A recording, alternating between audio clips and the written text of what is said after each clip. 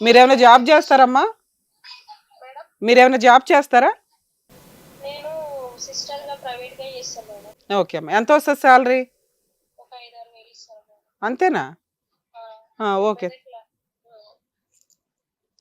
Next ఇంకా అది అయితే సెకండ్ మ్యారేజ్ అంటే చెప్పినాం, బాబు ఉన్నాడని కూడా చెప్పినాం. ఫస్ట్ ఏమన్నాడంటే నాకు వద్దు అంటే ఆలోచిస్తానన్నాడు. పిల్లోడు ఉన్నాడు అనగానే ఆలోచిస్తా అన్నాడు.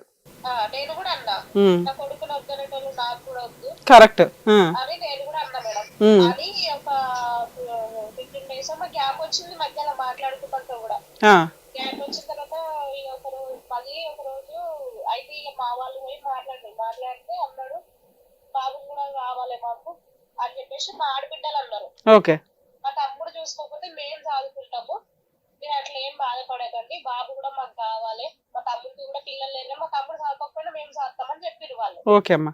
అని చెప్పేసి మా పెళ్లి అయినప్పుడు బాబు కూడా నాతో పాటే తీసుకొచ్చారు ఇంటికి అక్కడికి. అట్లా బాగానే ఉన్నాం ఒక 6 months అట్లా. ఓకే. 6 months తర్వాత ఏమైందంటే మా ఆడబిడ్డల పేరు మీద ఇల్లు రిజిస్ట్రేషన్ చేసిండు మా ఆయన. ఎందుకు?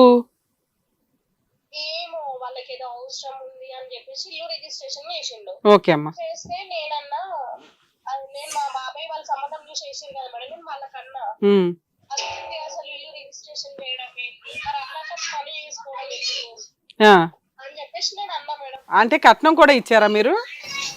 కట్నం ఏమి ఇవ్వలేదు మేడం. మరి మనీ తీసుకోవడం అంటే? ఇల్లు రిజిస్ట్రేషన్ చేసిరు ఎందుకని నేను అడిగిన. ఓకే. అడిగితే మా బాబాయ్ వాళ్ళు అన్నారు నువ్వేం అడగకు, నువ్వు వచ్చి నువ్వు సంసారం చేసి 10 ఏళ్ళు అవుతుందా లేకపోతే ఏమన్నా పిల్లలు అన్నావు ఆయనకు అని అన్నారు. అంటే నేనన్నా మరి నన్ను ఇచ్చింది ఇంట్లోకి ఇదే ఇల్లు నువ్వు రిజిస్ట్రేషన్ చేస్తే మరి నన్ను చేసుకోవడం ఎందుకు అని నేను అన్నా మేడం. మా ఆయన కూడా నేను అన్నా. కరెక్టే. ఇప్పుడు ఉండడానికి ఒక ఇల్లు అంటూ ఉంటదనే కదా నమ్మి పెళ్లి చేశారు. ఇప్పుడు ఆ ఇల్లు కూడా ఆడపడుచులకి రాసేసాడు. తర్వాత నువ్వు అడగడం వల్ల గొడవ అయిందా?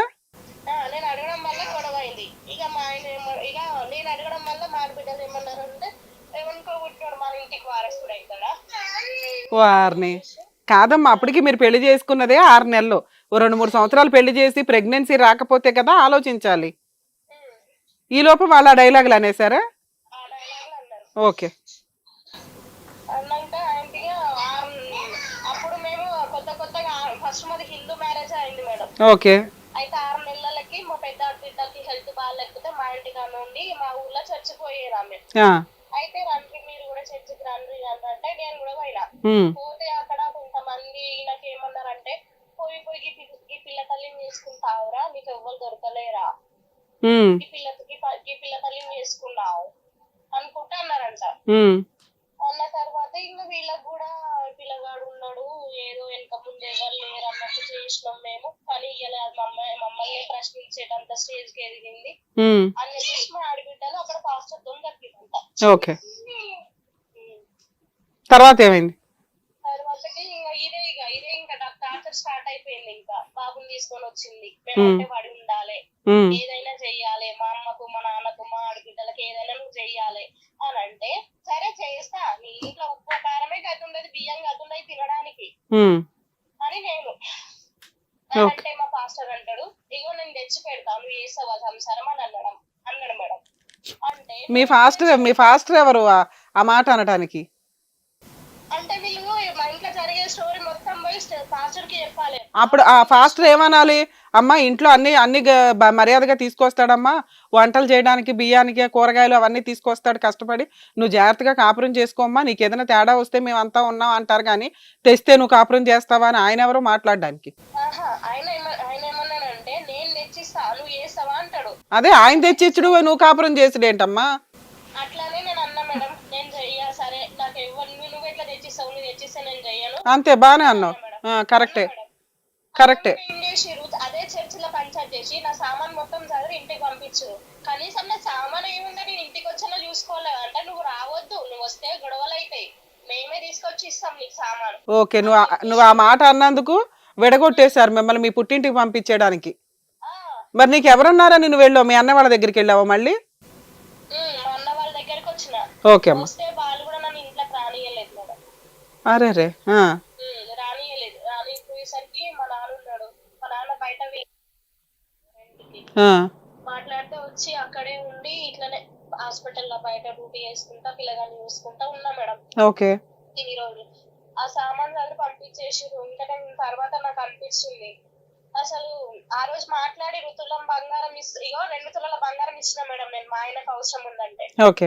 2 తులాల బంగారం ఇస్తే తులం బంగారం మాత్రమే ఇస్తాడు. ఇంకో తులం బంగారము నీ ఖర్చుల కిందకి వెళ్ళి ముట్టిపోయింది. ఏది 6 నెలల్లో నీకు తిండి పెట్టినందుకు? తిండి పెట్టినందుకు అంటే నాకు జిఎన్ఎం ఒక ఇయర్ ఫీజు కట్టిండు మేడం. ఓకే అమ్మా.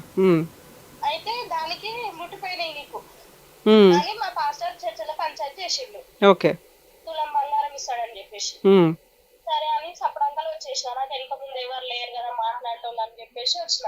ఉమ్, వచ్చిన తర్వాత ఇంకా లాస్ట్ కి వచ్చి ఇది కరెక్ట్ కాదు అసలు ఎట్లా వచ్చినావు నువ్వు అది ఇది అనుకుంటే నన్ను అందరు అన్నారు. ఉమ్, అసలు ఏమి అంటే అప్పటికి నేను విడాకులు కూడా ఏమి ఇవ్వాలి పేపర్ కి ఏం రాసుకోలే మేడం. ఓకే అమ్మా. ఇక ఆయనగా ఇట్లానే కంటిన్యూ అవుతుంటే నాకే ఒక రోజు అనిపించింది. నేను ఇంటికి వెళ్ళిన ఉమ్, అసలు నన్ను ఎందుకు వెళ్ళగొట్టినావు ఆయన అసలు నేను ఏం తప్పు చేసిన ఉమ్, నన్ను నాకు వెనక ముందు ఎవరు లేరని నీకు ఇచ్చి చేసిరు. నన్ను ఇప్పుడు రోడ్డు పైన వదిలేయడం కరెక్ట్ కాదు కదా అని చెప్పేసి ఒక రోజు వెళ్ళి కూడా నేను అన్నా ఆ, అంటే ఇగో నువ్వు ఇంటికి వస్తే నేను చచ్చిపోతా, ఉమ్, నువ్వు ఇంట్లో ఉండొద్దు, ఉమ్, నువ్వు వస్తే నేను చచ్చిపోతా ఇక అందుకే నువ్వు ఫస్ట్ ఓన్లీ కూడా నువ్వే చంపొచ్చినావు కదా ఉమ్. అని ఇట్లా టార్చర్ పెట్టింది మేడం. అరే రే. ఉమ్,